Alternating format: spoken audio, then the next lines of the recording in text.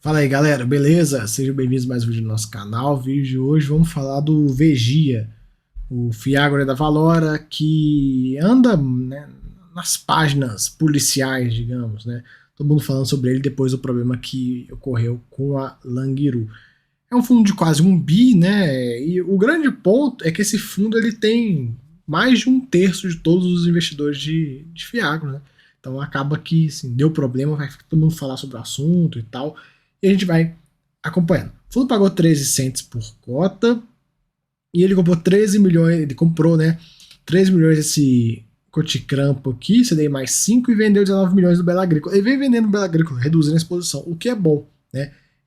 Ainda mais depois que a gente já viu, a concentração já fez uma vítima aqui e é sempre bom ele reduzir, não só ele, como qualquer outro Fiagro. Vocês sabem que isso é uma coisa que eu maceto pra caramba o tempo inteiro falando de concentração em Fiagro, né? Sobre a Languiru, ele coloca algumas informações adicionais que basicamente não teve muita mudança.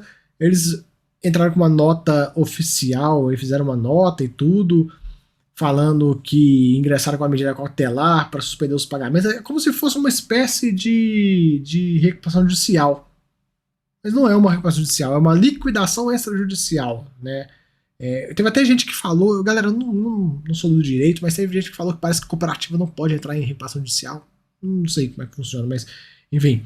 Estão fazendo aí. O plano é quitação das suas dívidas a partir de liquidação organizada dos seus ativos, preservando suas atividades operacionais principais. Então, basicamente, é como se fosse, né? Uma recuperação judicial, só que é algo um pouco mais. A empresa vai vender um monte de ativo e tal, então deve diminuir bem de tamanho e tudo. E a gente tem que acompanhar para ver como é que vai ficar o CRA nessa história. Porque você imagina a empresa começa a vender, vender e o CRA fica lá de lado. Como é que ela vai fazer pra pagar o CRA, sei lá, a gente imagina que ela tem uma receita, sei lá, vou chutar um valor, 100 milhões, que vende várias fontes, aí ela vende os secundários, tudo e tal, e a receita cai pra, sei lá, pra 70, vamos imaginar assim. Que não é o carro-chefe dela, o que ela leva. E aí. E esse valor, esse remanescente vai ser suficiente, não vai ser e tal. Enfim. Tem muitas questões aí que a gente vai ter que acompanhar disso aqui. O ideal é que esse CRA fosse liquidado, né? Seria bom se conseguisse botar o CRA no meio dessa liquidação para pegar o dinheiro e passar a régua.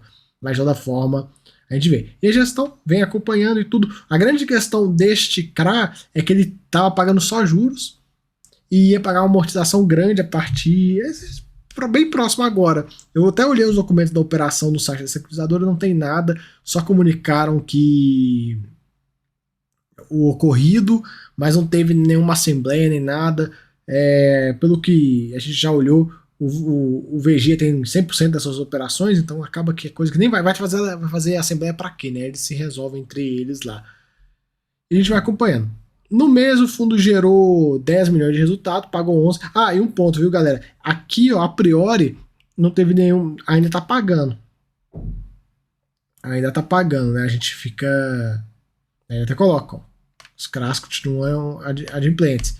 Então parece que ainda tá pagando. Mas se porventura parar de pagar, a gente também vai comunicar aqui no canal. E aí já dá para você, né, fazer seus cálculos e ver mais ou menos, né, quanto que é. Porque representa algo próximo de 13%. Esse fundo entrega aí 13. Você pode jogar 13 centavos. Não precisa jogar mais que isso, mas vamos lá, e 13 centavos. Um pouco mais de 10% disso, vai dar um centavinho a menos. Então já pode começar a pensar, tipo, ó, cara, putz, não pagar, a distribuição vai cair para uns 12 e tal. Já vai fazendo esses cálculos. Claro que pelo menos nos últimos, desde o início, né, desse fundo, claro que muita coisa se perdeu no meio do caminho, mas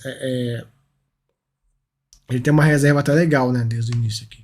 Se ele não tiver reinvestido, porque esse é aquele 5% que ele pode reter, mas a priori ele ainda deve ter algum saldinho aí e tal que deve segurar o rojão. Mas a gente fica de olho, tem que acompanhar a situação do Vegia e qualquer novidade no que tange assunto Languiru eu trago para vocês e a gente vai trocando ideia. A gente já viu, né, que essa cooperativa aí tá balançando e tal. Se você pegar o Google e botar notícias da Languiru, você vai ver coisa política entrando no meio, entrando, né, coisa da cidade lá e tal, mas a priori nem nada diferente do que aquele último vídeo que a gente fez, que tem um tempo aí atrás.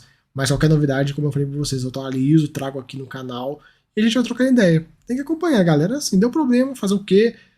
É um sinal de alerta que pipocou e, assim, o grande pênalti dos Fiagros foi que deu um monte de problema na mesma hora, né? Foi aqui, foi no VCRA, foi no XPCA. Então começou a pipocar problema, um monte junto, o pessoal se assustou, mas tem que saber olhar, galera. É aquela coisa que eu falo com vocês.